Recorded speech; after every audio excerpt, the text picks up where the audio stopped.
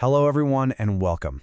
You open up the news any given day, and it's filled with talk of conflict, right? Of new Cold Wars brewing between superpowers. But at the exact same time, we're all more connected than we've ever been. So how can both of those things be true? Well, in this explainer, we're going to dig into that very paradox and give you the analytical tools you'll need for your Anglais Monde Contemporain course, and of course, for the baccalaureate. So, this really gets to the heart of it. This is the central puzzle we're tackling today. Are the world's great powers on some kind of inevitable collision course, or are they so deeply tangled up in each other's business that they're basically stuck together for good? The truth is, it's both. And understanding this constant push and pull between rivalry and reliance, well, that's the absolute key to making sense of our world today. Now look, this isn't just some random question I'm pulling out of a hat. This entire analysis is grounded directly in your official AMC curriculum. We're exploring Theme 3, Relation au Monde, which is all about how English-speaking countries figure out and navigate their place on the global stage. And within that theme, we're zeroing in on Axis 2, Rivalités et interdépendances. So, this leads us to our core question for today's session. How do these two forces, rivalry on one hand and interdependence on the other, shape international relations at the exact same time? We're going to break this down into three parts. First, we'll look at the new global stage, then the modern tools of power, and finally, we'll dive into the paradox of interdependence itself. Okay, first things first. We have to get our heads around just how much the world's power structure has changed. You see, for decades after the Cold War, the world was pretty much unipolar, dominated by one single superpower. But that era, it's over.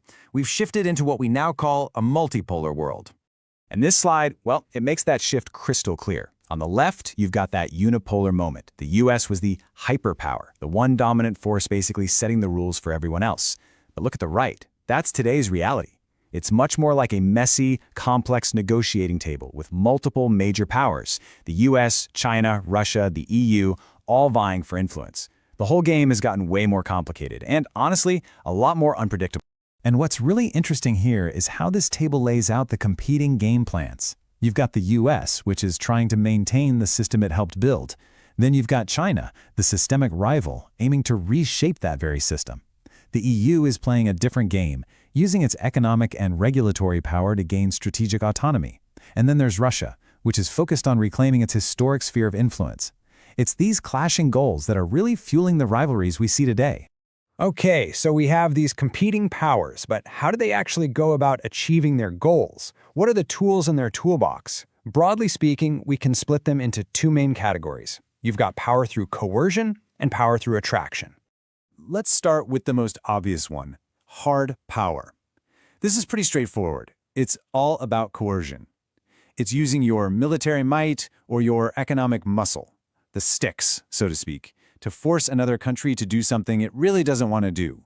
And you see examples of this in the news literally all the time. Economic sanctions, like the ones placed on Russia, are a classic form of hard power. Same with naval ships sailing in contested waters, like the South China Sea, or powerful military alliances like NATO.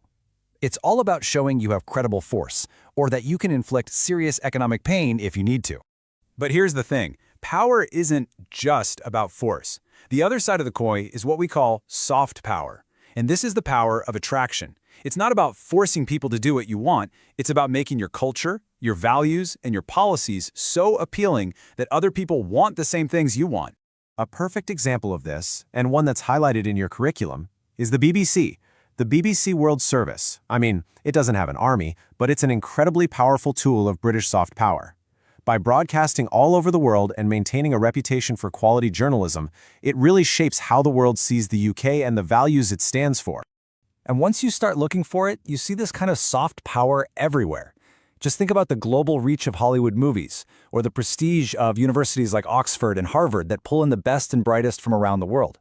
Even the power to set global standards for new technology. It's all about shaping the world through attraction, not coercion. Which brings us right back to our central paradox. If all these powers are constantly competing, using both hard and soft power against each other, why don't they just go their separate ways? Why are they basically trapped together?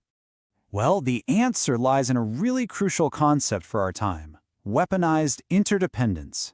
In our globalized world, the very things that connect us, our supply chains, our financial systems, the internet, they've become the new battlegrounds. That connectivity can be used as a sword to attack your rivals, but it also creates shared vulnerabilities, which can act as a kind of shield. You want the best example of this? Look no further than the chips war. Just think about the smartphone in your pocket. The incredibly advanced microchips inside it are the product of a deeply interconnected global supply chain. The brain power, the design, is American. The super complex manufacturing happens in Taiwan using amazing technology from the Netherlands. And then the final assembly is often done in China. So what this creates is this really fascinating, kind of crazy strategic situation. Some analysts even call it the Silicon Shield, because every single major power relies on this one fragile supply chain. A big conflict that disrupts it would be an economic catastrophe for everyone involved. So that interdependence acts as a deterrent. But it's also a source of massive tension, like we're seeing now with the US trying to cut off China's access to some of this tech. And you know, this interdependence goes way beyond just economics and gadgets. Think about the biggest threats that we all face. No single country, no matter how powerful it is, can stop a global pandemic on its own. No one can solve climate change or prevent nuclear war single-handedly. These are huge, shared global threats that create a kind of forced interdependence, pushing rivals to cooperate even when they don't want to, simply for their own survival. Okay, so let's pivot for a moment and bring all of this together. The big question for you is, how do you take all these concepts and use them to build a really powerful analysis for your exams? Because it's about more than just knowing the facts. It's about how you structure your ideas. So whether you're working on your written synthesis or preparing for your oral exam, the goal is exactly the same. You have to build a strong, structured argument. This isn't just about making a list of facts. It's about using evidence to construct a clear, logical case, just like we've been trying to do here today. And a super effective way to do this, paragraph by paragraph, is the idea, example, explanation method. It's simple, but it's powerful. You start with a clear topic sentence. That's your main idea. Then you back it up with a precise example. But here's the crucial part. You then have to explain how and why that example proves your point, always linking it back to the big question about rivalry and interdependence. And if you really want to elevate your analysis and show that C1 level, you need to use the language of the subject with confidence, integrating terms like multipolarity, hegemony, or to leverage interdependence shows the examiner that you have a sophisticated command of the topic. These are the words that will make your argument sharper and much more precise. So, to wrap it all up and answer our initial question, the world we live in today isn't on a simple collision course. But it's not a world of harmonious cooperation either. It's best described as a state of tense, competitive coexistence. The major powers are definitely rivals, but they are also trapped in this incredibly complex web of mutual dependence that they just can't easily escape. And I'll leave you with this final thought to chew on, one that connects directly to other themes you'll study like environments and mutation. As these great power rivals face shared existential threats like climate change, is this web of interdependence something they can just choose to abandon?